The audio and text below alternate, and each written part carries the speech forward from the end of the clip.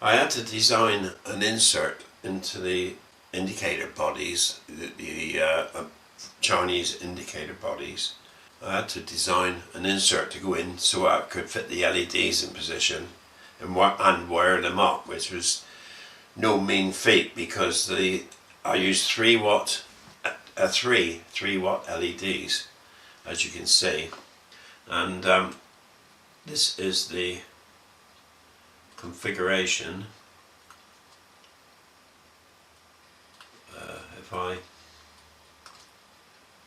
This is the 3D molding. This is what I designed and put on. The cutouts is to miss various items within the body, and the 2 holes there is to allow for the wires to go through to the printed circuit board. The center hole is an attachment screw hole for the PCB, and a hole there is a grub screw from the side that originally located the lens in position.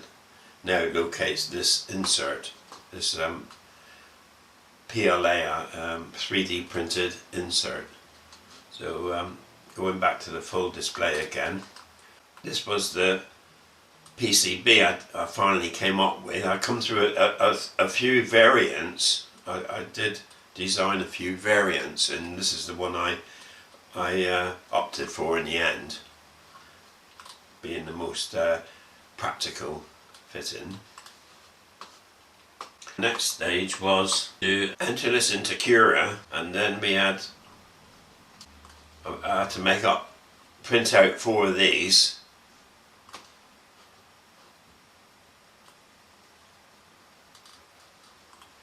And they're basically, if I just reorientate this a minute, it goes that way, put it down, and if I go to layers, you can actually see the layer system, how the layer system works. You see the honeycomb in the middle.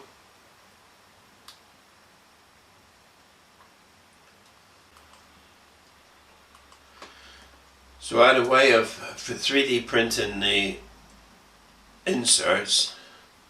I can make the PCBs. There's several ways of making the PCBs. I decided to use the laser printer to print out the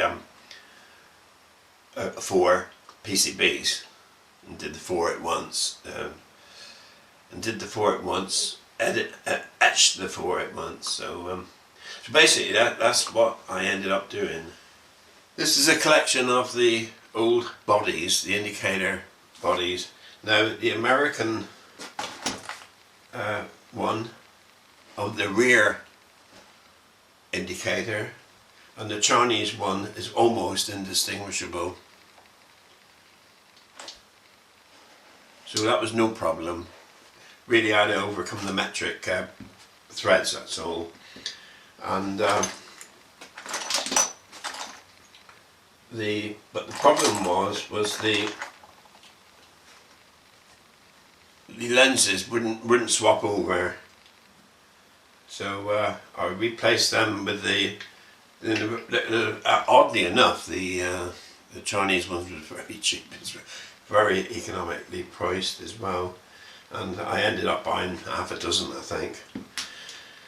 And it was the front indicators was a different story. This was the American front ones, which was rather nice, and it suited the style of the rest of the bike, the way the tank was painted, the way the headlamp is featured. And here are this was the lenses for these, but as you can see, the little tongues is broken off, and it'll just fall out. There was no screw mounting on these, you see. They clipped in. Now, I could not get replacement lenses, so there was a problem. So I thought, wait, I'll have these all around the bike, front and rear indicators is going to be the same. This was the result of printing out my the 3D print for the inserts. And you can see it one already mounted in here, so I can take that one out.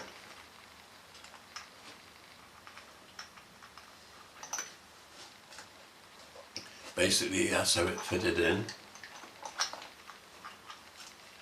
The centre hole was the mounting hole for the printed circuit board. Now I did make a few different designs up, that being an earlier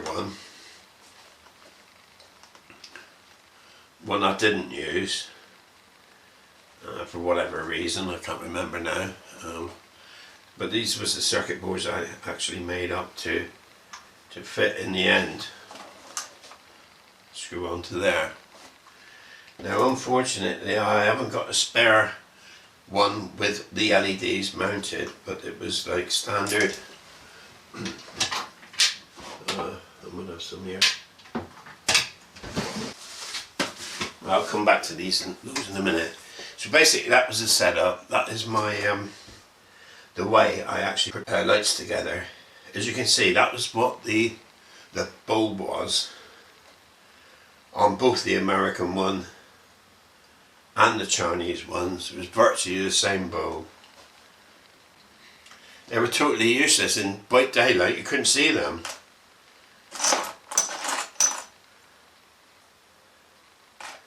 So, and this was the Chinese mounting system, which well, you know, it was okay. But obviously I had to alter it. So, and that was the original front extensions on the chopper. The American ones that was like sort of chromed, and it was going rusty as well. So I'll replace that for stainless steel.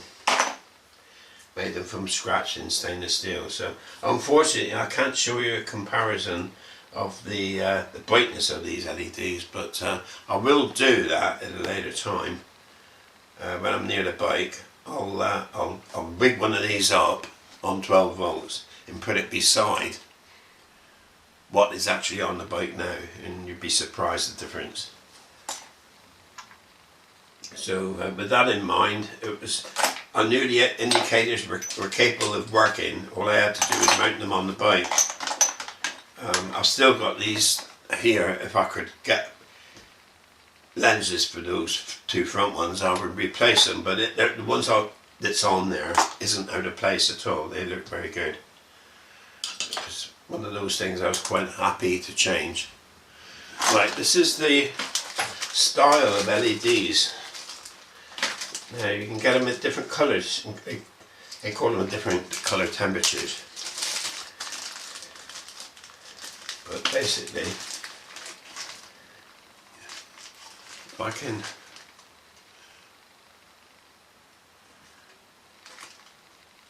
I don't know if I can actually,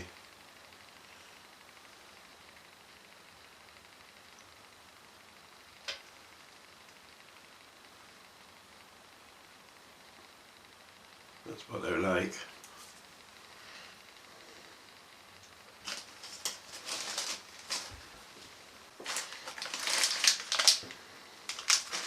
I've got loads here.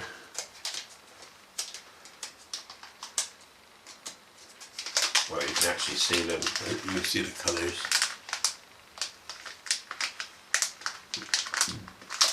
And they are 3 watt each. So 3 in series gave, I don't know, a voltage drop of about 8.5, 9 volts, I think. So the rest was dropped by voltage regulators. Now,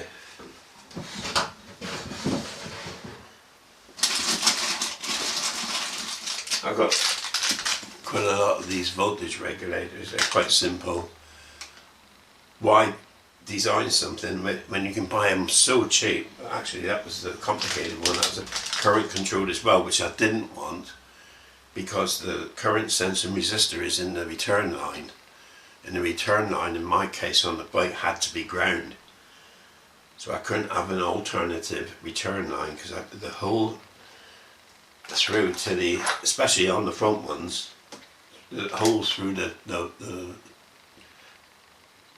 bar that was holding the headlights was, once I take the thread into account, there wasn't enough meat left in the bar to drill a big enough hole to put two decent wires through. So I opted for, instead of current control, I opted to use these, which is like voltage regulators. And this is like one to each indicator body, which meant 4 of these.